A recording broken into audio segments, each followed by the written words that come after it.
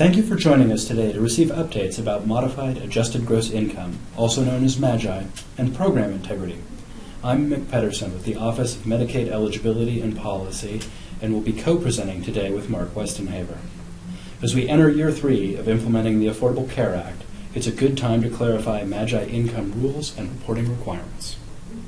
Today's presentation will include the following topics: Modified Adjusted Gross Income, timing of income, change reporting, lump sums, Social Security income, self-employment, and program integrity. First, we're going to discuss Modified Adjusted Gross Income, also commonly referred to as MAGI.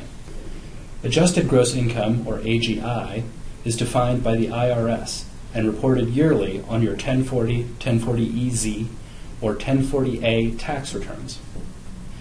AGI income is the amount of all countable gross income for the year minus any allowable deductions.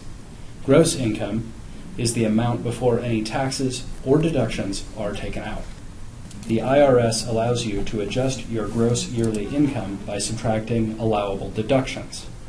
Deductions allowable by the IRS include educator expenses, health savings account deductions, certain business expenses of reservists, performing artists, and fee-based government officials, self-employed health insurance deductions, penalty on early withdrawal of savings, spousal support or alimony paid, IRA deductions, student loan interest, and tuition and fees for education. There are maximum amounts of allowable deductions defined by the IRS each year. Here are some of the most common claimable deductions. Educational expenses only include money paid out of pocket for tuition and fees. You can claim up to $4,000 per year as an allowable IRS deduction for educational expenses. Student loan interest is interest paid on a loan used solely for qualifying educational expenses. You can claim up to $2,500 per year as an allowable IRS deduction for student loan interest. Self-employment tax is the tax self-employed individuals pay to the federal government to fund Social Security and Medicare. Self-employed individuals who net more than $400 per year are required to pay these taxes. Up to 50% of taxes paid is tax deductible each year. To see a complete list of allowable deductions, please visit the link shared at the bottom of the slide. Now that we have some understanding of what AGI is, let's discuss MAGI income. MAGI is the methodology used to determine eligibility for MAGI-based Washington Apple Health Medicaid programs, including adults, parent caretaker relatives, kids, kids with premiums, pregnancy medical, and alien emergency medical. Now let's talk about what modifies the AGI to become MAGI. MAGI is the adjusted gross income determined by the Internal Revenue Code, or IRC, but increased by the following. 1. Any amount excluded from gross income under Section 911 of the IRC. This includes earned foreign income and housing. 2. Any amount of interest received during the year that is exempt from tax. And 3.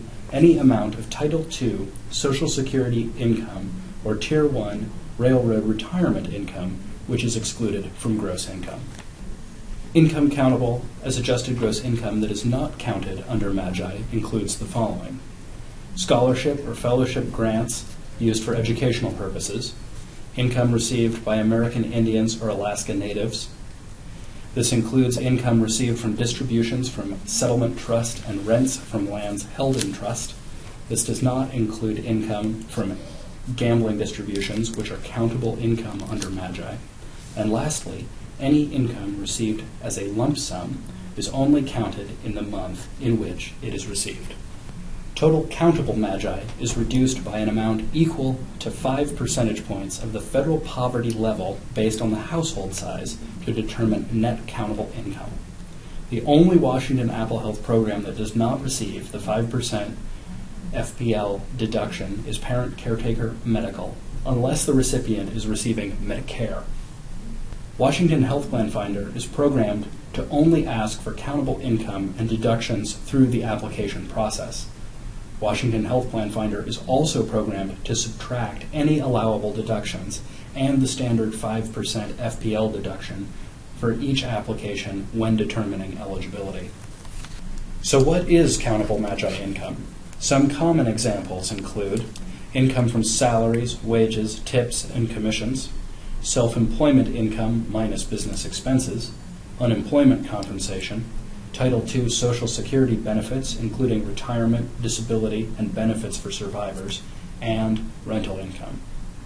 For more information about countable MAGI income, please see Washington administrative codes listed on this slide.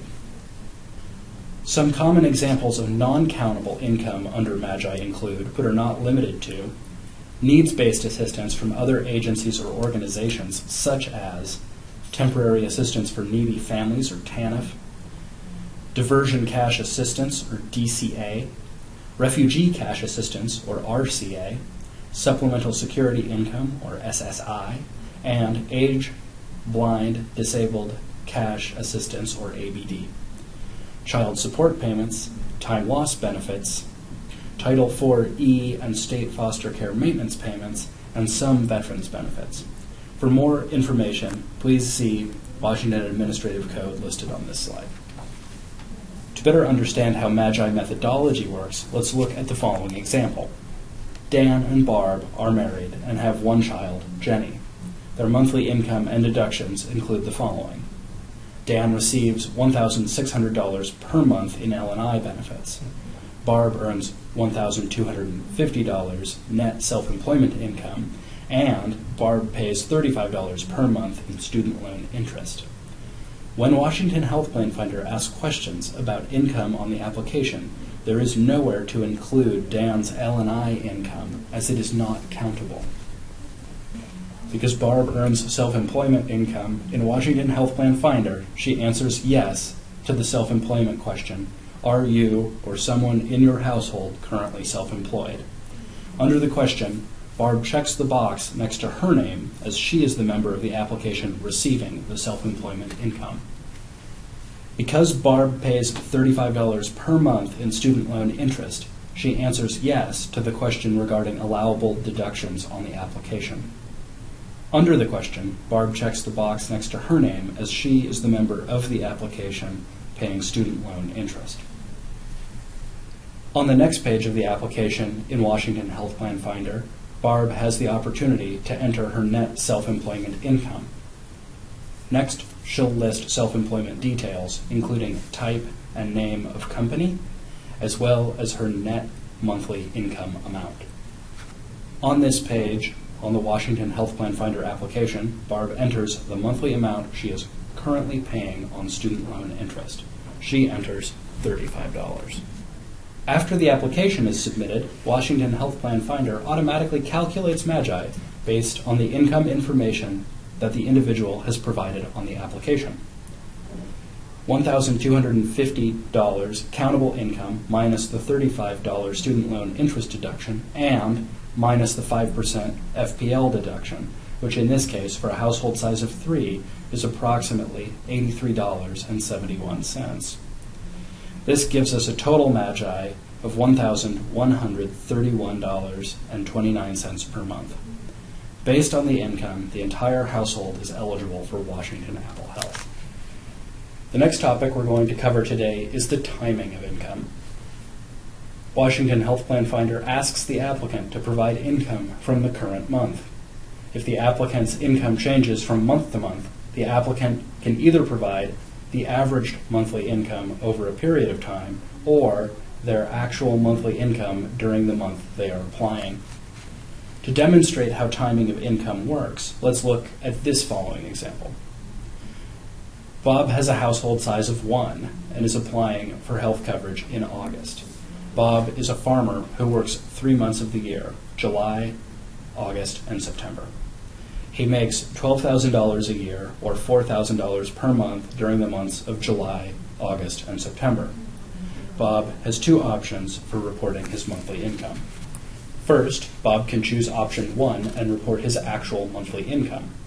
During the month of application, Bob's income can be reported as $4,000 per month. When Bob stops earning in October, he can then report $0 income per month. At the time of application, this would make Bob ineligible for Washington Apple Health coverage until October. Bob's second option for reporting income is to average his income over the course of the year. $12,000 divided by 12 months equals $1,000 per month. This option would make Bob eligible for Washington Apple Health throughout the year. Please note that Bob does not have the option to report $0 all year on his application to qualify for Washington Apple Health. The next topic we're going to cover today are requirements for change reporting. All Washington Apple Health recipients are required to report any change of income over $150 per month that is expected to last longer than 30 days. The only exception to this change reporting requirement is for pregnant women and children who are income eligible at the time of application. They are exempt from reporting income changes through their certification period as they have continuous eligibility.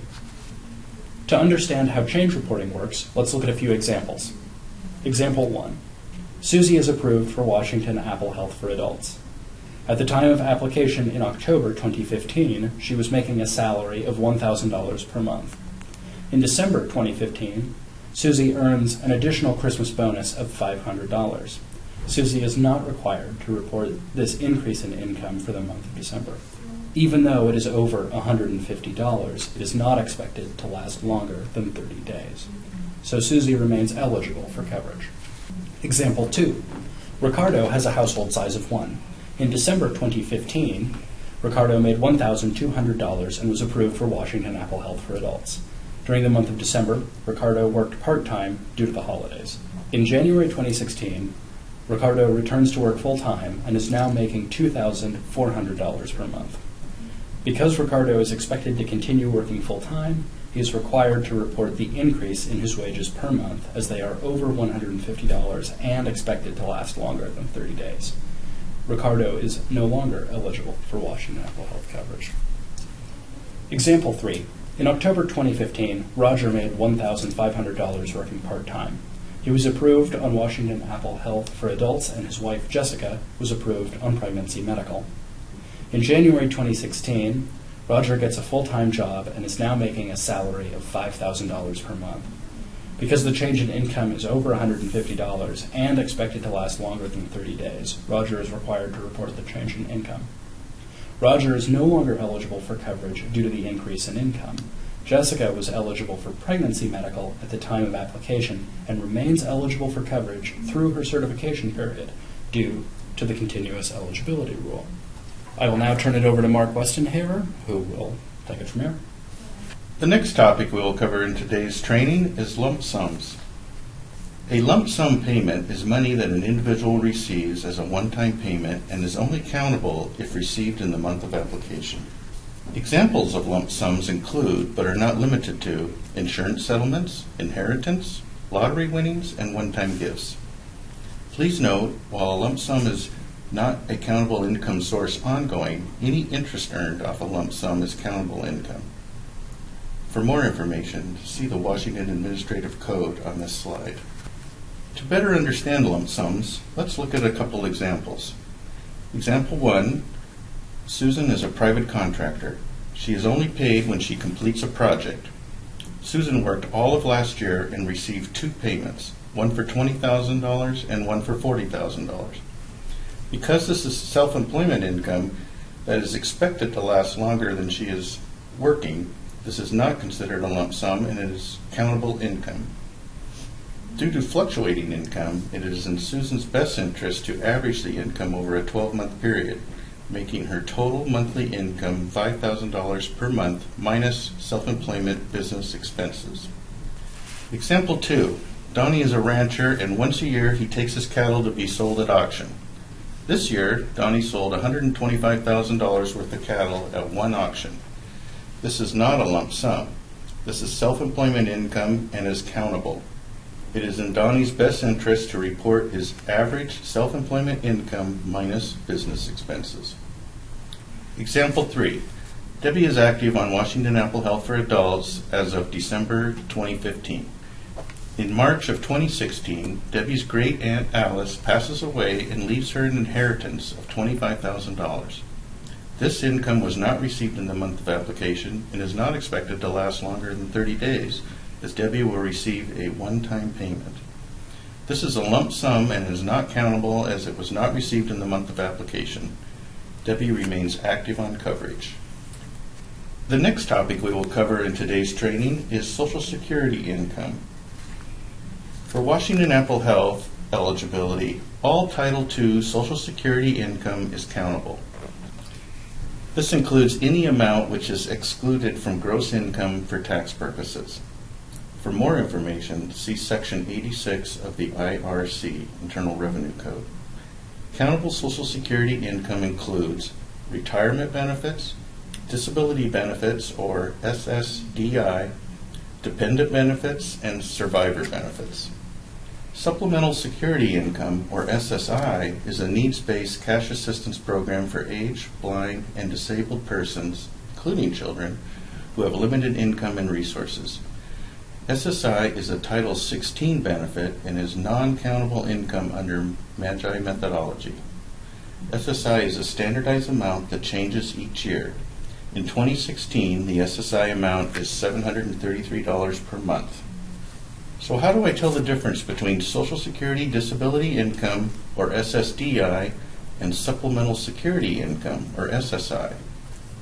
To receive SSDI, the individual must meet Social Security Administration's disability criteria, must be insured due to the contributions made to FICA based on earnings of an individual, their spouse, or parents, and, after receiving SSDI for 2 years, becomes eligible for Medicare coverage.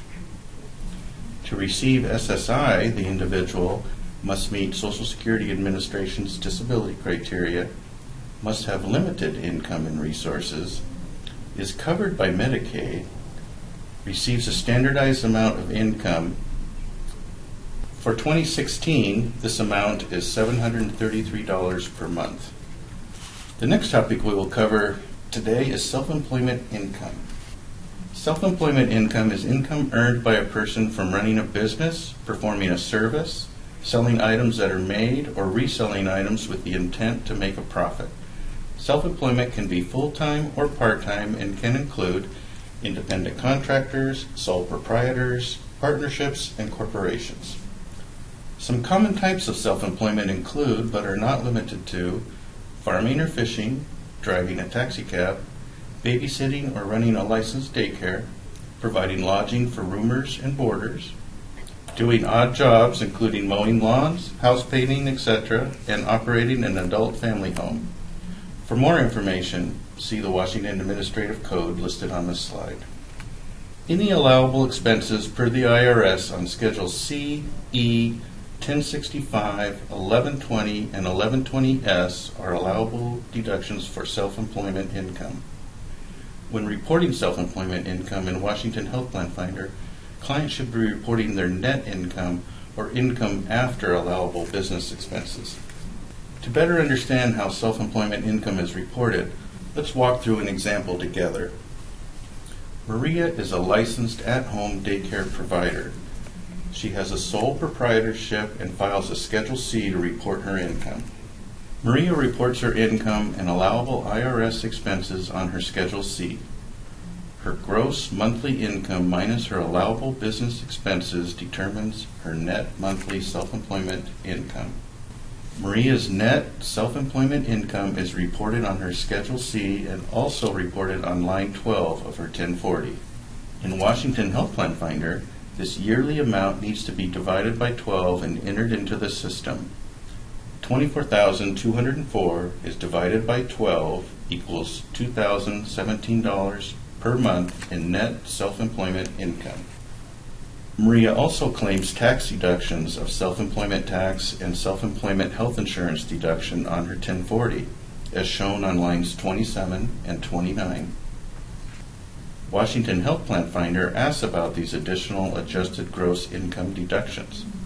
When applying, Maria will answer yes to these questions and check the box next to her name, indicating she is the person in the household with these deductions. On the next page in Health Plan Finder, Maria is prompted to input her monthly deduction amounts. She divides her yearly self-employment tax of $480 by 12 to get a deduction of $40 per month. She divides her yearly health insurance deduction of $1,200 by 12 to get a deduction of $100 per month. These amounts are entered into the application as shown on this slide. Washington Health Plan Finder automatically calculates the client's MAGI based on the information input into the system.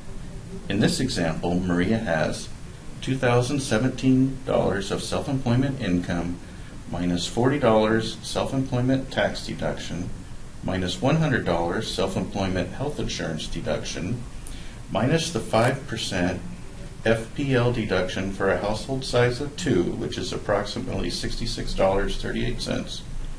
This gives us a total MAGI of $1,810.62 per month. Maria is not eligible for Washington Apple Health. Other types of business income and expenses are similarly reported on separate schedules and net amounts reported on the individual's 1040. As we showed in our previous example, sole proprietorship income is filed on a Schedule C and reported on line 12 of an individual's 1040.